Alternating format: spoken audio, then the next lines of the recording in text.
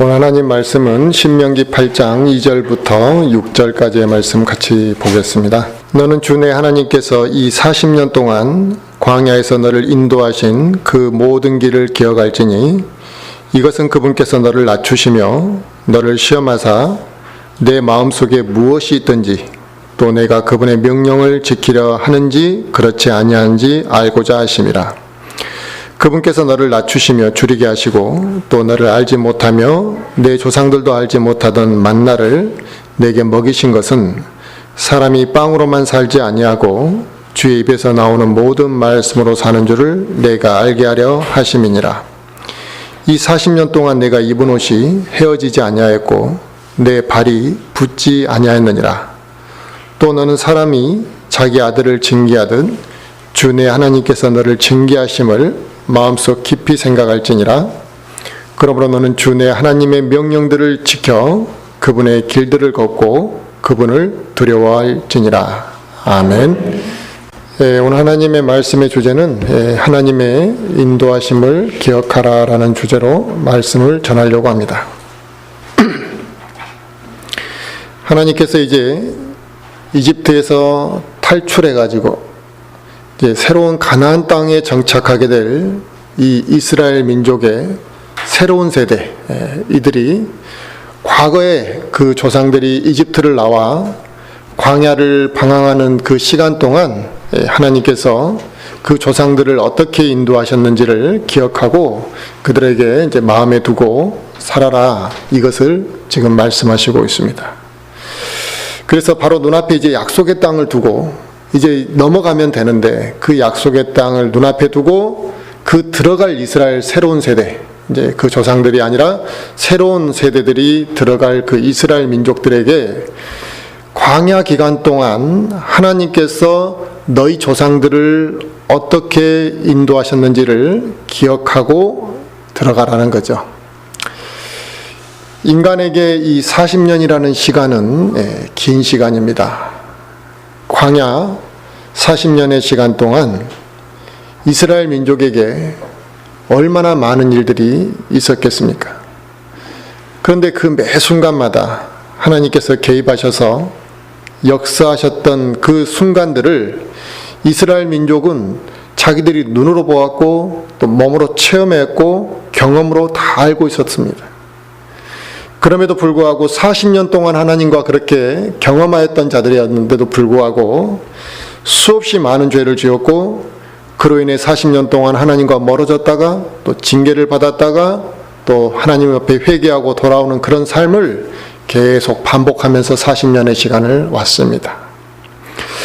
우리도 마찬가지로 구원받고 난 이후에 기쁘고 감사하고 하나님 앞에 은혜가 넘치는 시간을 갖다가 이제 그 하나님의 은혜를 또 잊고 살아가는 시간들이 우리에게 있습니다.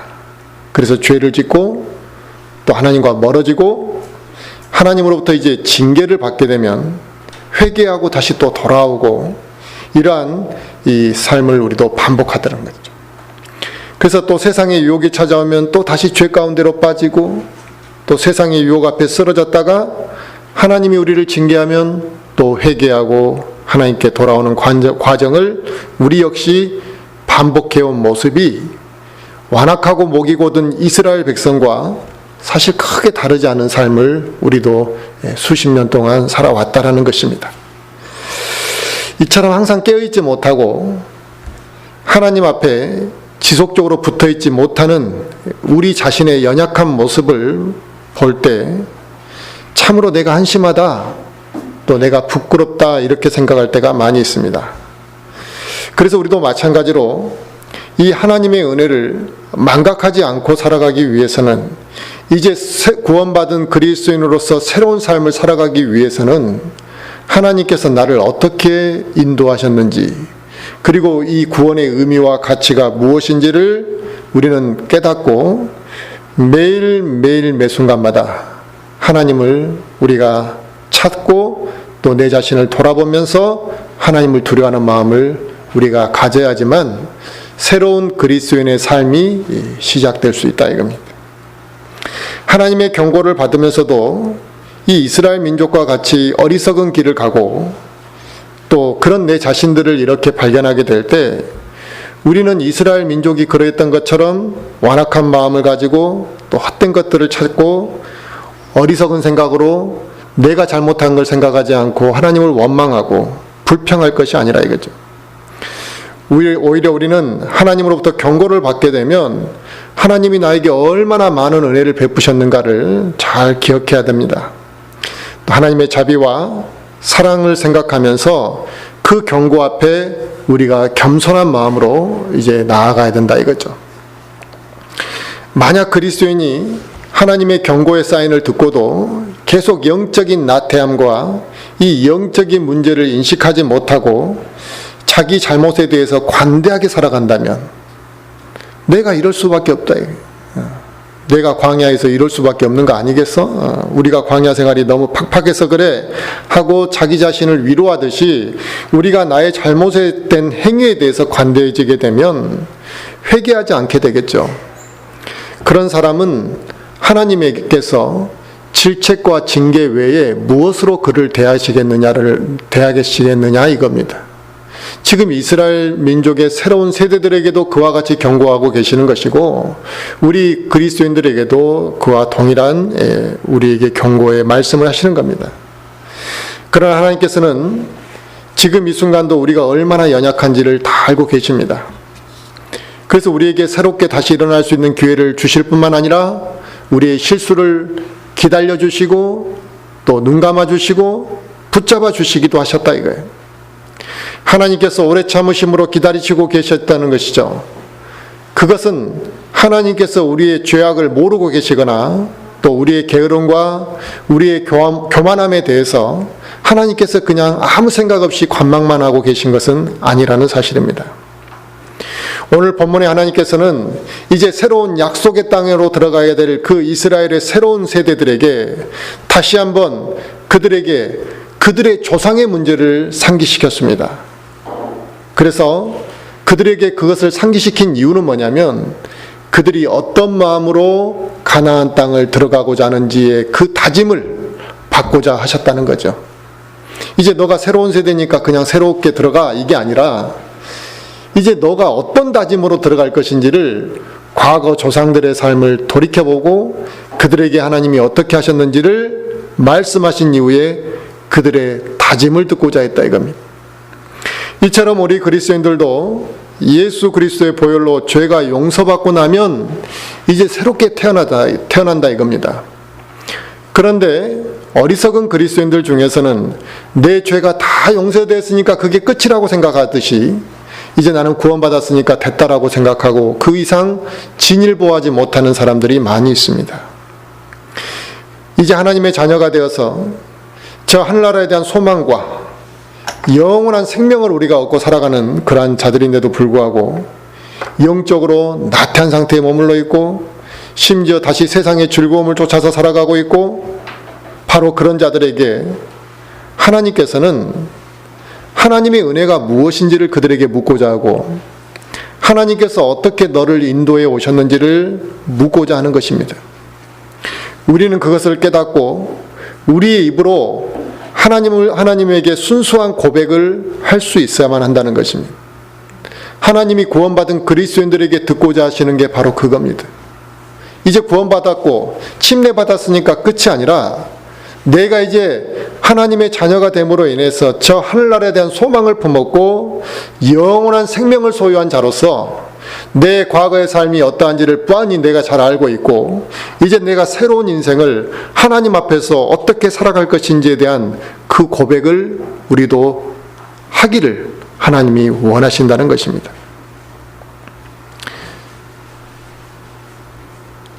우리가 말로 다 표현할 수 없는 아름다운 저 하늘나라에서 사실 영원히 살게 된다. 이걸 우리가 사실 다 상상을 완벽하게 할 수가 없습니다. 하지만 우리가 분명히 알 수 있는 것은 성령의 충만함으로 우리가 평안을 누릴 때 그 평안을 누리듯이 하늘나라에서 영원히 우리가 그런 안식과 평안을 누리게 될 것이라는 것과 하나님의 영광 가운데 머물게 될 우리가 그런 존재들이라는 사실은 우리가 잘 알고 있습니다. 그런 우리 그리스도인들이 과거의 육신적인 것들과 또 내가 과거에 더러움에 물들어 있었던 내 옛 모습을 돌아보면서 다시는 내가 그런 세상으로 돌아가야 되지 않겠다. 그 세상 과거의 그 모습이 그립고 아름답고 좋게 보인 것이 아니라 하나님께서 보시기에 얼마나 어리석고 더럽고 악한 삶이었는가를 우리는 하나님 앞에 고백하면서 그들과 완전히 선별된 삶을 우리는 살아야 할 것이다 이겁니다. 그래서 내가 이제 세상으로부터, 그 더러운 세상으로부터 이제 분별된 삶을 살아야겠구나, 이러한 고백. 내가 그동안 그런 악한 죄를 죄라고 생각하지 않고 살아왔을 뿐만 아니라 심지어 죄인지도 알면서도 행했던 그 죄에 대해서 내가 이제 다시 그런 행위를 하며 살 수는 없다. 하나님께서 나에게 주신 그 소망과 그 영원한 생명과 그 은혜가 어떠한 것인지를 알고 있기 때문에 내가 이제는 그렇게 살 수 없다라는 것을 내 마음에 다짐 뿐만 아니라 하나님 앞에 고백하는 것이 우리에게 사실 필요하다 이겁니다. 우리가 얼마나 많은 죄를 지었습니까? 내가 과연 하나님 앞에 얼마나 많은 죄를 짓고 살아왔는지 우리는 내가 알고 있는 죄보다 사실은 내가 모르고 지은 죄가 또 알면서도 지은 죄, 근데 그 죄를 잊고 사는 것이 아마 더 많을 거라는 것입니다. 우리 각자가 그토록 완악했고 더러웠음에도 불구하고 우리가 노력한 것이 없이 하나님께서 우리를 은혜로 말미암아 영원한 생명을 얻도록 하셨던 것이죠. 이것은 이 세상의 물질과 권력과 명예와도 바꿀 수 없는 것임에도 불구하고 이 소중한 것에 대한 가치를 망각해 버리게 되면 구원을 세상의 물질만 또 못하게 생각하고 구원을 세상의 명예만 또 못하게 생각하는 그러한 사실이 나타납니다. 우리가 하나님으로부터 약속받은 그 소중한 은혜와 가치를 깨닫고 이제 내가 다시는 그 은혜를 잊지 않고 살겠다 이거죠. 내가 또다시 그와 같은 어리석은 삶을 반복하지 않겠다라는 이 다짐을 할 수 있을 때 이제 우리가 하나님 앞에 헌신할 수 있게 되는 것이라 이겁니다. 그러나 과거의 모습에서 벗어나지 못하고 하나님의 인도하심을 기억하지 못한다면 우리가 어느 한순간에 다시 옛사람의 모습을 찾아서 그대로 돌아가 있는 나의 모습을 발견하게 될 것이래. 내가 한동안에는 구원에 대한 의미와 가치를 막 알고 기뻐하고 막 해서 교회 생활도 열심히 했는데 어느 순간에 내가 형식적인 신앙생활을 하고 있고 나중에 보니까 나도 모르게 그 옛사람의 모습 그대로 살아가고 있다. 달라진 것은 성경책을 가지고 교회 나오는 것 외에는 아무런 변화가 없는 그러한 나의 자신을 보게 될 수 있다 이겁니다. 그런 그리스도인 안에 하나님의 은혜를 찾아볼 수 있겠느냐 이겁니다. 결국 그게 육신적인 그리스도인의 모습의 본질이라 이게. 우리가 육신적인 그리스도인으로 변질되어져 버리게 되면 우리가 과거의 모습에서 벗어나지 못하고 있다는 것이라 이거죠. 이스라엘 민족은 이집트에서 430년간을 노예 생활을 했습니다. 그리고 그들이 노예 생활에서 벗어나서 광야 생활로 나올 때 그들이 기대하던 그런 생활은 아니었습니다. 그들은 단순히 노예 생활을 벗어나는 것뿐만 아니라 그 이집트에서 즐겼던 그 문화와 그 이집트에서 누렸던 그런 세속적인 것도 그대로 가지고 있으면서 노예 생활만 벗어나기를 원했다. 그런 사람들의 모습이 어떤 사람들입니까? 지옥에 가고 싶지 않으니까 구원은 받고 싶은데 세상에서 즐겼던 삶은 그대로 살고자 하는 사람들. 이게 바로 이집트에서 430년 동안 노예 생활을 하고 출애굽을 시켜줬을 때 당시 이스라엘 백성들의 모습이었다. 이게. 그런 정신 상태와 그런 마음으로 출애굽을 했기 때문에 그들은 광야 생활에 만족할 수가 없었겠죠. 광야의 생활이 그리 편한 일만은 아니었을 것입니다.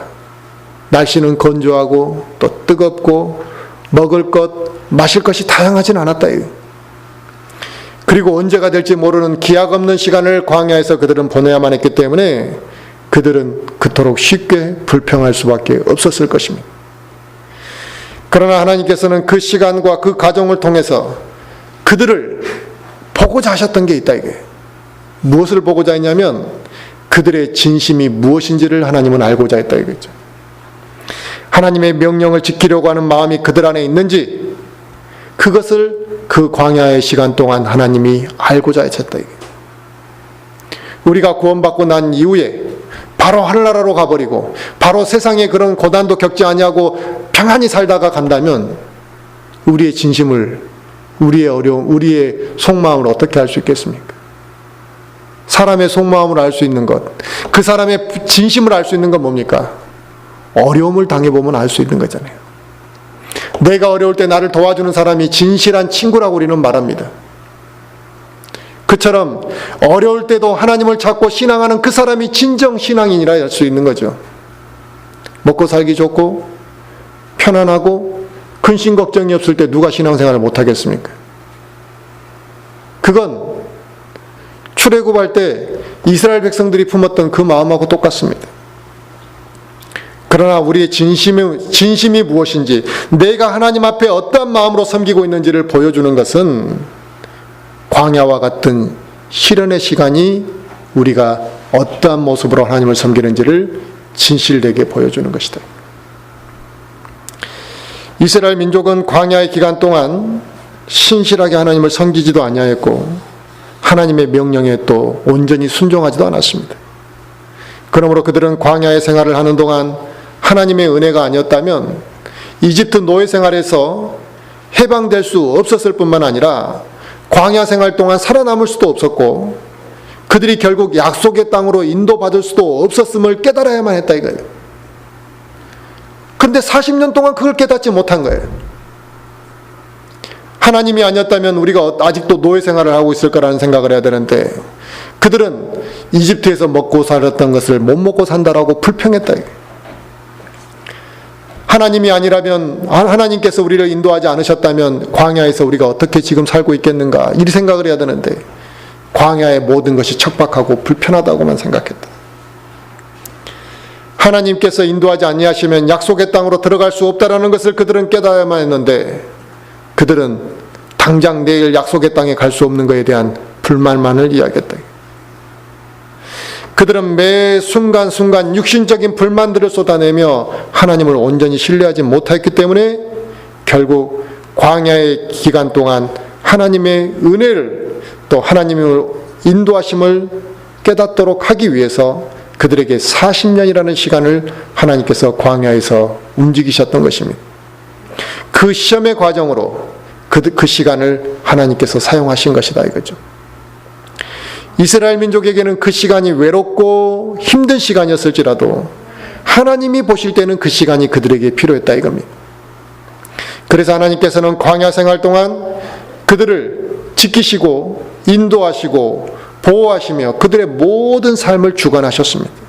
하나님이 허락하셨으니까.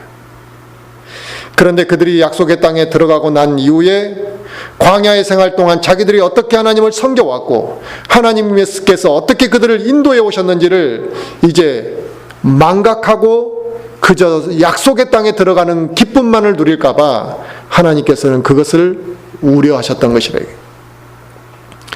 우리도 다 살면서 당장 어려움이 생기면 어떻습니까?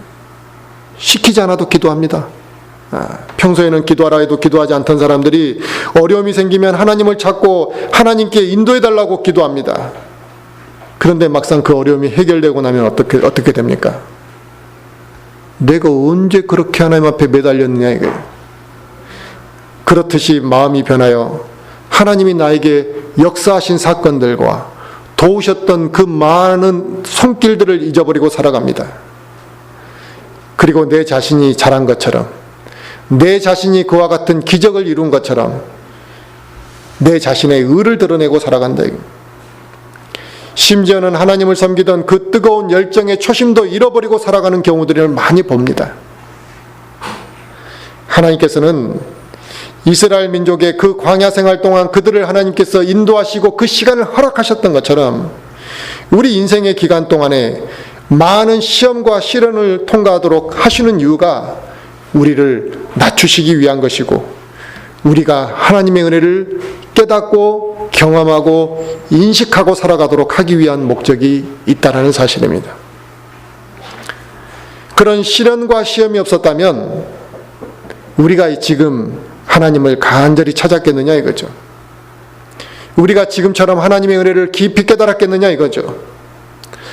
바로 우리 그리스도인 한 사람 한 사람이 더 강건해지고 영적으로 성숙해지는 그 과정으로 사용하시기 위해 이 인생의 시간을 하나님께서 시련과 시험을 통과하도록 우리에게 허락하신다. 우리도 이 광야와 같은 세상에서 오래 살고 싶은 마음은 없습니다. 그러나 하나님께서 이 시간들을 통해서 우리에게 가르치시고자 하는 목적이 있다. 하나님과 나와의 관계가 어떻게 이루어져야 되는지, 하나님이 얼마나 온유하시고 사랑이 넘치시고 위대하신 분이신지를 우리는 이 인생을 살아가면서 하나님과 교제 가운데서 깨달아야만 한다. 그렇지 않고 멍청하게 살아가게 되면 어떻게 되겠습니까? 광야 40년을 돌았는데 아무것도 없고 배운 것도 없고 깨달은 것도 없이 약속의 땅에 들어가기가 부끄러운 자가 되는 것이라 이거예요. 그래서 우리 그리스도인이 겪는 시험이 당장은 힘들고 무거울지라도 그 과정을 통해서 우리는 하나님을 더 깊이 만나게 되고, 시련의 시간들을 통해서 내 자신을 돌아보게 되고 하나님의 인도하심을 깨닫게 되는 경우들이 사실 많이 있습니다. 그래서 우리가 하나님 앞에 낮아지게 되는데, 신앙의 연륜이 쌓이고 영적으로 성숙한 그리스도인들이 다듬어져서 그들 안에 겸손의 영을 가지게 되는 경우들이 다 그와 같이 세상을 그렇게 시련과 연단 가운데서 이겨냈기 때문에 그들 안에 겸손의 영이 나타나는 것입니다. 그리고 하나님께서는 이 이스라엘 민족을 광야의 생활 기간 동안 너희들의 필요를 채워주신, 그들의 필요를 채워주신 분이 누구인지를 잊지 않고 살기를 원하셨던 것입니다. 한 번 주고 나면 사람들은 그때만 기뻐하고 며칠 지나면 잊어버립니다. 그래서 하나님께서는 40년 동안 지속적으로 그들을 먹여주신 겁니다. 그러니까 몸에 배는 거죠. 하나님이 우리에게 먹여주시는 것이다. 내일도 하나님이 먹여주시는 것이다. 내일도 하나님이 주시겠지. 이것이 그들의 몸에 배도록 하시기 위한 목적이 있었다. 하나님께서는 이스라엘 민족이 광야에서 무엇인가 노력해서 얻을 수 있도록 하신 적이 한 번도 없습니다. 여기 정착해서 씨를 뿌리고 해서 너희들이 먹어, 이러지 않았다. 하나님이 그걸 못하시지는 않았을 거 아닙니까? 열매가 나게도 하실 수 있고 무엇인가 그들에게 정착할 수 있는 시간을 주실 수도 있었습니다. 40년의 시간 중에 왜 일부 시간을 그렇게 허락하지 않았겠습니까? 오히려 매번 데리고 다니는 게 더 불편하지 않습니까?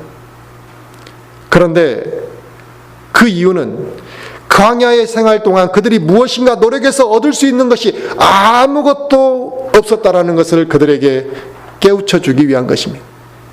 그럼에도 불구하고 그 엄청난 숫자가, 100만이 넘는 숫자가 매일같이 만나와 메추라기를 먹고 그들이 굶어 죽지 않았다. 심지어 40년 동안 옷이 헤어지지 않았다. 그게 가능한 이야기냐. 발이 붓지 않았다. 40년을 광야를 걸어 다녔는데 우리가 하루만 길게 걸어도 뭐예요? 발이 부릅뜨고 고통을 느끼게 되죠, 우리는. 근데 발이 붓지 않게 하셨다는 거예요. 지금 이 세상의 경우에도 국제적인 난민들이 있습니다. 그 난민들이 오면 수용할 수 없다 이거예요. 왜 수용할 수 없습니까? 먹을 것, 마실 것, 입을 것, 그들이 거주할 것, 그리고 그들이 먹고 버린 것, 이걸 해결할 힘이 없는 것입니다. 한 번에 수십만 명, 아니 그보다 적은 몇만 명이 잠시 머무르는 것조차도 세계 어느 나라도 다 부담스러워합니다. 감당이 안 되기 때문에. 그렇다면 100만이 넘는 숫자가 먹고 마시고 아프지 아니하고 옷이 헤어지지 아니했다는 사실은 그들이 얼마나 놀랍게 하나님의 보호하신 가운데 있었는지를 충격적으로 보여주는 사실이라. 이 엄청난 하나님의 보호하심으로 이스라엘 민족은 광야에서 40년이라는 시간을 보내었다는 사실을 그 누구보다도 잘 알고 있고 누구도 경험하지 못한 일들을 그들은 했습니다. 오직 전능하신 하나님만이 하실 수 있는 일을 그들에게 보여주셨는데 바로 그 사실을 통해서 하나님이 그들에게 말씀하시는 게 뭡니까? 사람이 빵으로만 살지 아니하고 주의 입에서 나오는 모든 말씀으로 사는 줄 내가 알게 하려 하심이라 그랬습니다. 먹고 사는 게 전부가 아니래요. 곧 그들이 하나님의 말씀에 순종하고 따르면 그들의 먹고 사는 문제는 하나님께서 다 해결하신다 이겁니다. 그런데 사람들은 뭡니까? 빵이 해결되면 하나님을 잘 섬길 수 있다라고 생각합니다. 근데 하나님은 그렇게 말씀하시는 거예요. 사람이 빵으로만 살 것이 아니고 주의 입에서 나오는 모든 말씀으로 살게 될 거래요. 그러니까 하나님의 말씀에 순종하고 따르면 너의 먹고 사는 문제는 하나님께서 책임져 주시겠다 이거. 그러므로 그것을 직접 경험한 이스라엘 민족이 하나님에 대해서 순종하고 오직 하나님만을 신뢰하기를 원하시는 것은 당연한 것 아니겠느냐 이거죠. 그러나 하나님께서 그들의 먹고 사는 문제를 책임지셨습니다. 전능하신 하나님이심을 광야의 40년 기간 동안 보여주셨습니다. 그런데도 그들은 하나님을 온전히 신뢰하지는 않았다. 우리 그리스도인들도 하나님 말씀 앞에 신실하고 하나님을 온전히 섬기고자 하는 순수한 열정만 있다면 하나님께서 왜 우리의 삶을 책임져 주지 않으시겠느냐 이거예요. 시편 1편 말씀 한번 보겠습니다.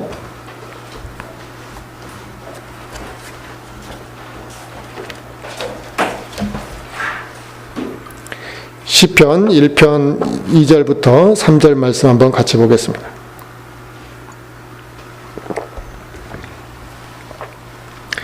그는 주의 율법을 기뻐하며 그분의 율법을 밤낮으로 묵상하는도다. 그는 물 있는 강가에 심은 나무 곧 제철에 열매를 맺는 나무 같으며 그의 잎사귀 또한 시들지 아니하리로다. 그가 아는 것은 무엇이든지 형통하리로다. 아멘. 구약시대나 지금 교회시대나 어느 시대에도 하나님의 말씀을 사모하고 하나님의 말씀 앞에 순종하는 사람은 하나님께서 그를 지키실 것이다 이거예요.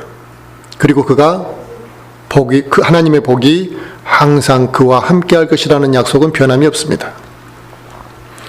그럼에도 불구하고 자신의 삶의 모든 문제를 하나님께 온전히 맡기지 못하는 이유가 무엇이겠습니까?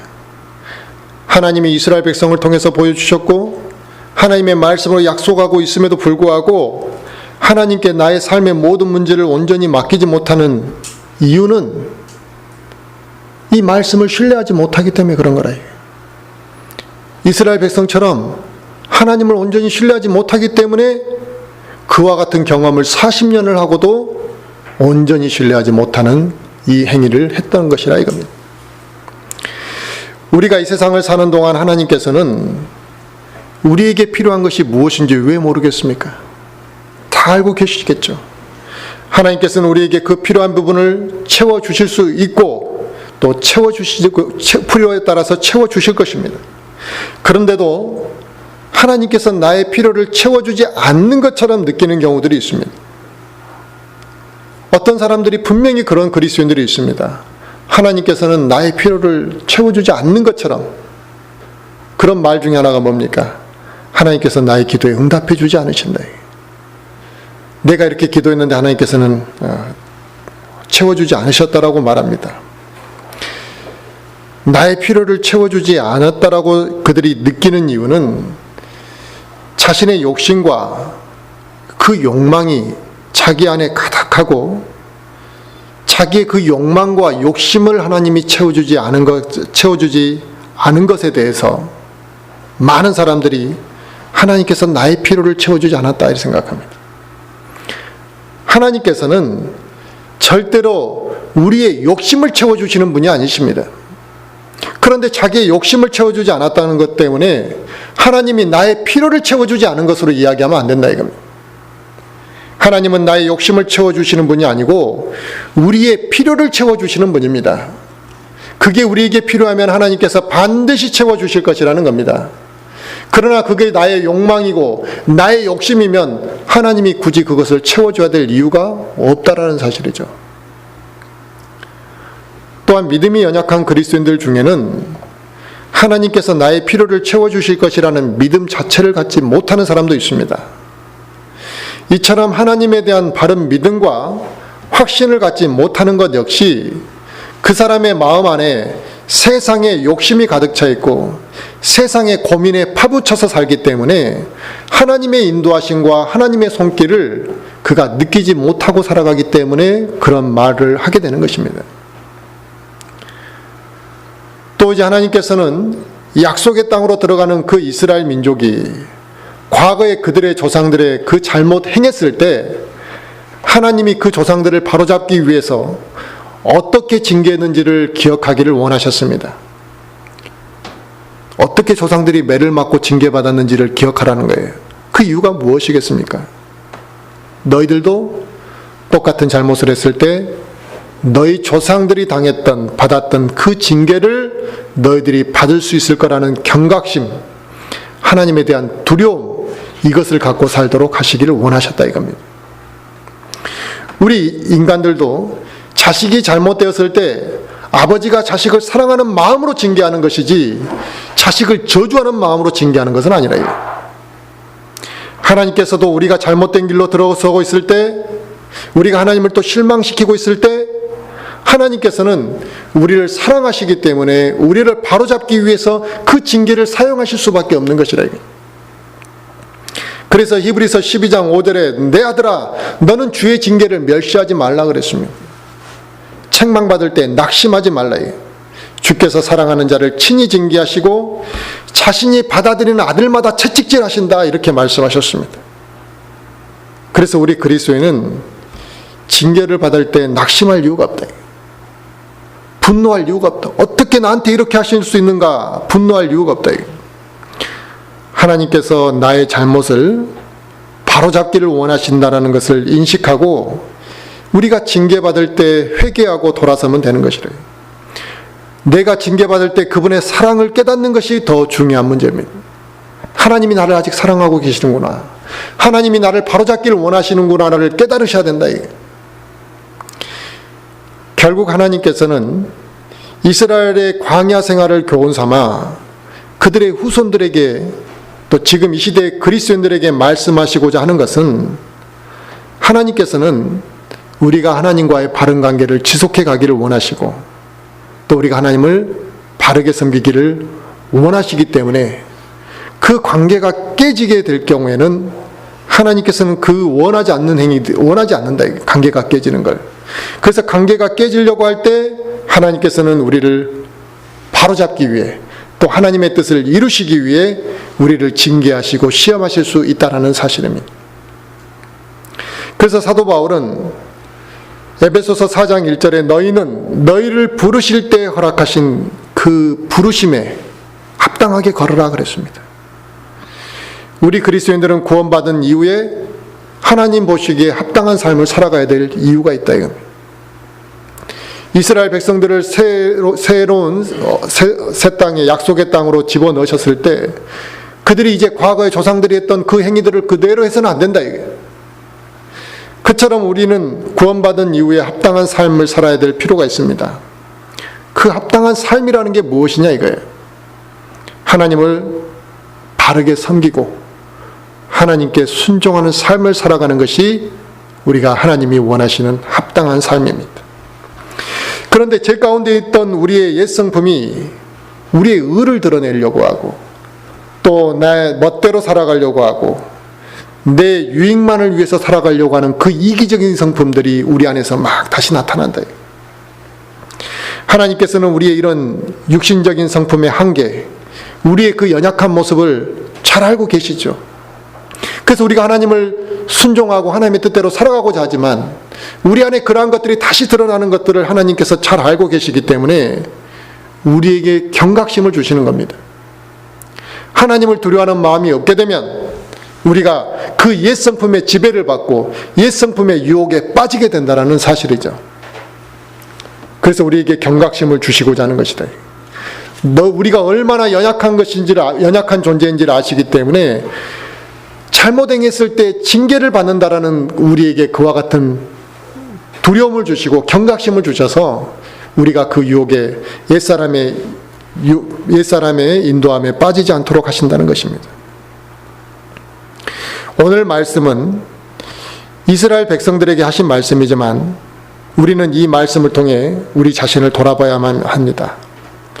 이스라엘 민족이 약속의 땅 가나안 땅에 들어가기 전에 자기들이 광야 생활을 어떻게 왔는지를 돌아보아야만 했던 것처럼 우리 자신 구원받은 그리스도인들이 우리가 이제 내 자신을 돌아봐야 될 시간들이 반드시 필요합니다. 이제 구원받았으니까 이제 우리 멋대로 살아가는 것이 아니라 내가 과거에 어떻게 살아왔고 그 어떻게 살아온 삶들을 돌이켜볼 때 하나님의 은혜가 얼마나 컸는지를 돌아봐야만 한다는 것입니다.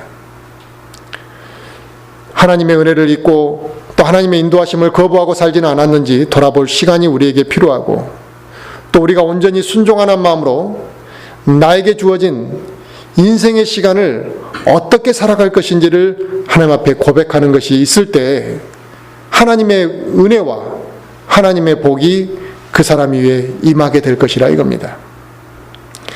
그래서 우리는 매 순간 내 자신을 점검해야만 합니다. 내가 하나님으로부터 멀어져 있지는 않는지, 하나님의 선하심을 우리가 찬양하는 그 마음이 내 안에서 사라져가고 있지는 않는지, 내 삶 속에 세밀하게 역사하시는 그 하나님의 손길을 내가 느끼지 못하고 살아가지는 않는지, 하나님의 인도하심 대신 다른 것들이 내 속을 가득 채우고 있지는 않는지, 내 자신과 하나님과의 관계를 깊이 통찰하고 점검해야 된다.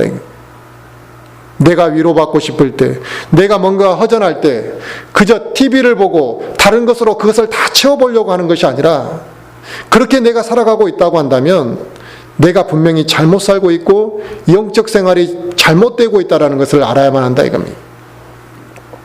그래서 하나님과의 관계를 우리는 통찰하고 점검해야 될 이유가 있다 이겁니다. 우리가 이스라엘 민족을 통해서 볼 수 있는 것이 무엇입니까? 그들은 하나님의 인도하심을 경험했습니다. 하나님이 그들과 언제나 함께 했습니다. 그들을 지켜주셨고 그들의 유일하신 하나님이 되신다라는 것을 표적으로 보여주셨고 말씀으로 나타내 보셨고 약속을 그들에게 주셨습니다. 그런데도 그들은 너무나 쉽게 하나님의 인도하심을 자기들의 기억 속에서 잊어버렸다는 사실입니다. 그 결과 하나님께서는 그들을 회복시키시고 그들을 돌아오도록 하시기 위해 하나님이 하실 수 있는 방법이 징계밖에 없었다. 그들을 고난 가운데 내버려 두셔서 그들이 다시금 하나님을 간절히 찾을 수 있도록 하셨다는 것입니다. 마찬가지로 우리가 하나님과 멀어져 있게 되면 어떻게 되겠습니까? 하나님을 떠나 살고 있으면 우리는 빨리 회개하고 회복해야만 한다 이거죠. 그렇지 않으면 하나님께서 우리를 징계하실 것입니다. 세상을 사랑하고 헛된 것을 추구하는 그 그리스도인들이 언젠가는 그 헛된 것을 추구하는 것이 점점 한순간에 그 헛된 소망이 풍선처럼 터져서 한순간의 꿈으로 사라져버리도록 만드실 수도 있습니다. 그래서 우리가 하나님 앞에 겸손한 마음으로 나와야 되고 내가 내 인생의 남은 시간을 하나님을 바르게 섬기고자 하는 마음이 우리 안에 다 있어야만 한다 이겁니다. 지금 우리에게 긴 시간 동안에 인내의 시간이 우리에게 주어져 가지고 우리가 너무나 힘들고 고통스럽게 여겨질 수도 있습니다. 하지만 우리에게 주어진 그 인내의 시간이 길다고 할지라도 이스라엘 백성처럼 광야에서 40년을 우리가 산 건 아닙니다. 우리에게 주어진 시련의 시간이 너무나 힘들고 또 아무도 우리에게 위로해 주는 사람이 없어서 눈물을 흘릴 때마다 괴롭다고 말할 수 있습니다. 하지만 우리가 요셉과 같이 억울한 누명을 쓰고 팔려가고 감옥에 있고 그런 긴 시간을 보내지는 않았습니다. 사도 바울의 고난처럼 고통과 오랜 시간 눈물 속에서 우리는 보내지는 않았다 이겁니다. 그러므로 우리는 이 믿음의 조상들, 믿음의 선배들과 함께 하셨던 그 하나님을 바라보면서 내가 힘든 문제만을 생각하고 내가 무엇인가 편한 것만을 추구할 것이 아니라 내 인생을 온전히 주님께 내어 맡기며 하나님이 원하시는 대로 우리가 살아갈 것인가를 다짐하는 것이 우리에게 필요하다 이겁니다. 저와 우리 모든 성도들이 남은 인생을 이제 하나님 앞에 내어 맡기는 그런 삶을 우리가 살아야 할 것이라 이겁니다. 네, 기도하시겠습니다.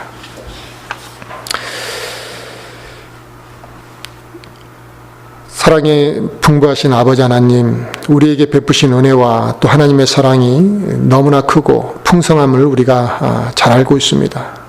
우리가 세상의 유혹거리들과 또 세상에 바쁘게 살아가는 것들 때문에 우리의 마음이 하나님과 멀어지고 또 하나님과 교제가 단절되어지는 그런 순간들이 우리에게 있어 왔습니다. 아버지 하나님, 이스라엘 백성들이 그랬던 것처럼 그들이 40년 동안 하나님의 주권 가운데 있고 하나님께서 그들을 보호하셨고 40년 동안 그들을 먹여주고 그들을 지켜주시며 모든 것들을 함께 하셨음에도 불구하고 그들이 하나님을 온전히 신뢰하지 못했던 것처럼 우리 각자들도 하나님 앞에 그런 어리석은 삶을 살지 않도록 우리에게 각성시켜 주시옵고 또 우리가 성령 충만한 가운데 하나님의 인도하신 가운데 남은 인생을 살아갈 수 있게 되기를 원합니다.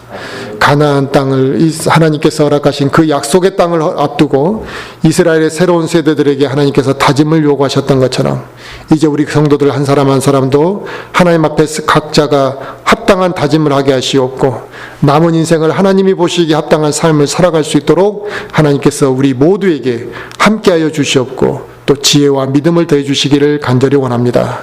이 모든 말씀을 우리 주 예수 그리스도 이름 받들어 기도드리옵나이다. 아멘. 찬송가 480장